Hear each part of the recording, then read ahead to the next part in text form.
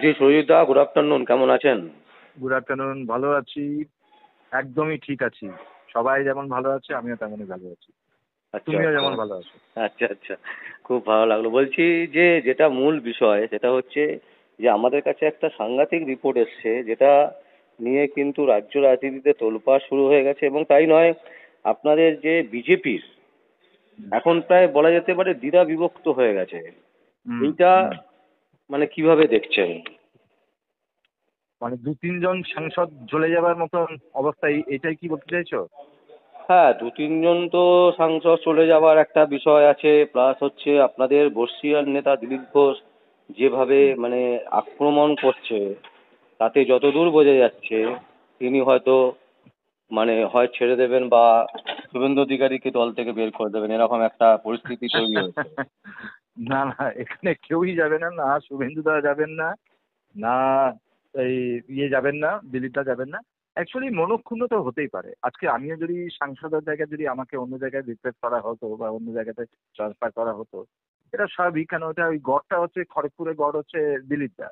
তো আমরাও ওখানে যখন প্রচারে গেছিলাম, আমি, রুদ্রনীল, লামা, পাপিয়াদি, তারপর সুকান্ত, সবাই মিলে গেছিলাম ওখানেও। আমরা খুব লড়াই করেছিলাম, কিন্তু আমরা ভেবেছিলাম যে যাই হোক, যে হয়তো জিতে যেত। কীর্তি আজাদকে অত সহজে কিভাবে যে জিততে দেওয়া হলো সেটা জানি না। কিন্তু আমার কাছে যা খবর আছে দিলীপ দা সরবেন না। হয়তো মনক্ষুণ্ণ হতেই পারে 3-4 বছরের, তার হতেই পারে যে 18খানা সিট তো দিলীপ দারই আমলে সবাই আমরা পেয়েছিলাম। তবে আমার মনে হয় এটা কেন্দ্রীয়, খুব সম্ভবত দিলীপটাকে খুব সম্ভবত আবার হয়তো দিল্লিতে ডাকা হবে। ওখানে বসে হয়তো আবার নতুনভাবে করা হবে। কিন্তু এখনো অবধি জানি যে কেউ ছাড়বে না, কেউ ছাড়বেও নাও। কেন, 2026-এ পাখির চোখ নিয়ে আমরা সবাই এখন তাকিয়ে আছি। সুবিধা একটা বড় মানে নিউজ যেটা মানে মানে আলোচিত হচ্ছে, সেটা হচ্ছে যে বলছে যে 146 কোটি টাকা বঙ্গ হুম হুম। বিজেপিতে মানে ঘাবলা হয়েছে। এই যে কথাটা, এটা কিন্তু মানে খুব মানে অনেক চ্যানেল কিন্তু ইতিমধ্যে দেখিয়েছে এবং তারা নিউজ করছে।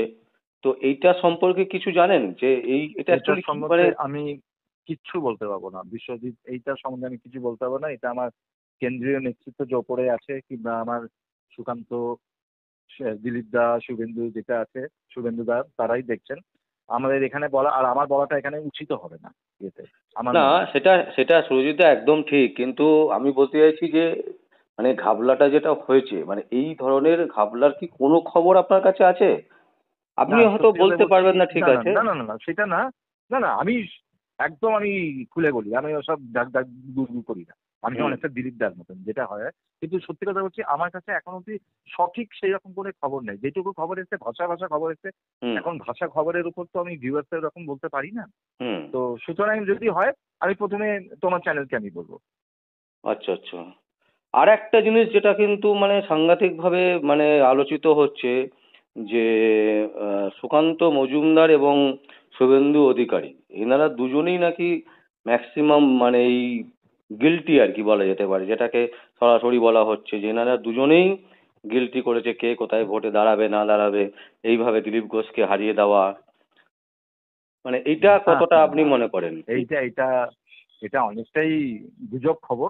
আমি সুকান্ত মজুমদারকে, শ্রদ্ধেয় সাংসদ প্লাস আমাদের আহ, মানে যে স্টেট প্রেসিডেন্ট, তাকেও আমি দীর্ঘ 6 বছর ধরে জানি। 12 বছর ধরে আমি শুভেন্দুদাকে জানি।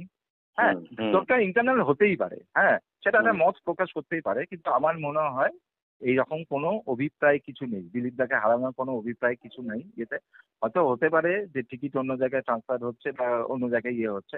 কিন্তু হ্যাঁ, দিলীপ দার কিছু বক্তব্য আমি শুনেছি, দিলীপ দার সঙ্গে আমি নিজেও কথা কথা বলেছি। স্বাভাবিকভাবে আমি কথা বলেছি, দিলীপ দার সবার খারাপ খারাপ লেগেছে, অত ভালো লাগছে। তো সেই ব্যাপারে কিন্তু আমাদের এখন অবধি 1 মাস, পরের একটা মাস যখন একটা মিটিং হবে, হুম। তখন পুরোপুরি আমরা জানতে পারবো কি ব্যাপারটা। কিন্তু আমার মনে হয় এটা পুরো গুজবের ওপর চলছে। এটা মমতা ব্যানার্জির কিছুটা গুজব। মমতা ব্যানার্জি আরো ব্যাটেলটাকে অন্যভাবে করার চেষ্টা করছে। কিন্তু আমার মনে হয় কোনো অসুবিধা নেই। এই মাসের শেষে বা সামনের মাসের শুরুতে যখন কেন্দ্রীয় বা রাজ্য বিজেপিতে আমরা সবাই মিলে বসবো, আশা করি ব্যাপারটা আবার পুরোপুরি পরিষ্কার হয়ে যাবে। হয়তো মুখপাত্র হিসেবে শুভেন্দুবাবু বলতে পারে, কিংবা সুকান্তও বলতে পারে। আচ্ছা, এইটা তো ঠিক, মানে সৌমিত্র খা তো একদম পরিষ্কার, মানে আপনাদের সাংসদ একদম পরিষ্কার বলছেন ক্যামেরার সামনে, অন হ্যাঁ। ক্যামেরার সামনে, যে হুম তিনি মন্ত্রিত্বের জন্য দাবি করছেন। যদি তাকে না দেওয়া হয় তাহলে তিনি তৃণমূলে চলে যাবেন। হুম হুম। মানে এটা আমার, অলরেডি মনে হয়, হ্যাঁ আমার কাছে যা খবর আছে, হ্যাঁ, কেন্দ্রীয় নেতৃত্ব অলরেডি সৌমিত্রকে বলেছে এই ব্যাপারটা যেন বেশি না ইয়ে করতে। হুম, কেন ঠিক আছে, সৌমিত্র হয়তো কিছুটা আহ, চাইছে মন্ত্রিত্ব, প্রতিমন্ত্রী বা কিছু একটা মন্ত্রিত্ব একটা একটু চাইছে, কিন্তু আমার মনে হয় পুরোপুরি ব্যাপারটা সেটেল হয়ে যাবে, পুরো ব্যাপারটা হয়ে যাবে। এই তো সবে মোদিজি আর কালকে শপথ গ্রহণ, আশিস বোধহয় শপথ গ্রহণ, কালকে বোধহয় পূর্ণ আবার দায়িত্ব উনি পেতে চলেছেন থার্ড টাইমের জন্য। এখন কিছুই হবে না, যা হবে মাসের শেষে। তবে আমার মনে হয় সৌমিত্র খান কিংবা আরো দুজন সাংসদ, তাদের নাম বলবো না, অত মতুয়া সম্প্রতি কিংবা নদিয়া জেলার কেউ হতে পারে, তাদের তিনজনের সঙ্গেও আমার যথেষ্ট সদয় আছে। তবে আমার মনে হয় কেউ যাবে না। হয়তো ঠিক আছে, একটু মনোমালিন্য হতে পারে, খারাপ লাগতেই পারে যে আমি আগেরবারে দমে ছিলাম, আবার নতুন করে আমাকে ইয়ে হচ্ছে।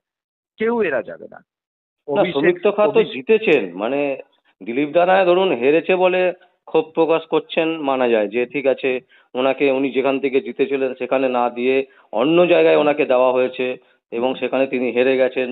দিলীপ দার ক্ষোভটা মানা যায়, কিন্তু সৌমিত্র দার কিসের জন্য ক্ষোভ? এবং তিনি বলছেন না, যে, সৌমিত্রর ব্যাপারটা হচ্ছে সৌমিত্র হয়তো হতেই পারে মন্ত্রিত্ব পাওয়ার একটা আশা থাকতেই পারে, না পাওয়ার কি আছে। আমিও যদি আজকে সংসদ হই, আমার একটা মনে ইয়ে থাকবে যে আমি এতদিন ধরে না না, আশা বিজেপিতে। তো অবশ্যই থাকতে পারে, আশা তো ঠিক আমারও কথা, থাকতে কিন্তু পারে যে আমি আশা তো প্রধানমন্ত্রী অমূলক হব। না।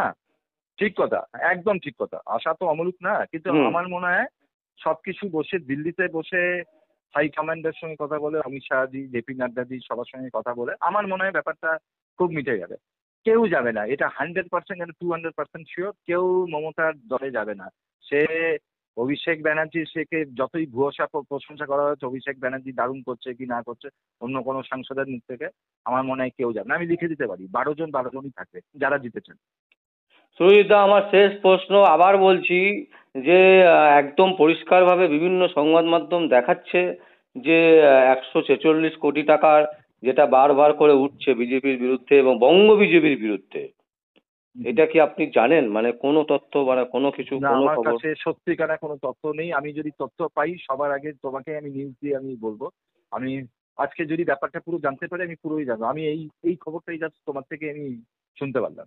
আমি শুনলে আমি নিশ্চয়ই ভিউয়ার্সদের বলবো। আমি এইসব ঢাক ঢাক গুড় করি না। তাতে আমাকে যদি বিজেপি কিছু মনে করে তো মনে করে। কেন আমি ঢাক ঢাক গুড়ের রাজনীতিটা আমি করি না। যেটা হবে পরিষ্কার হবে, যাতে পশ্চিমবঙ্গের মানুষও যাতে সঠিক খবরটা পায়। কিন্তু এই মুহূর্তে আমার কাছে সত্যি কোনো খবর নেই। অসংখ্য অসংখ্য ধন্যবাদ সুরজিৎদা, আপনি আমাদেরকে যেভাবে বারবার করে সময় দেন তার জন্য অসংখ্য ধন্যবাদ। থ্যাংক আপনি ইউ সো এইভাবে মাচ, আমাদের থ্যাংক সাথে ইউ সো থাকবেন মাচ।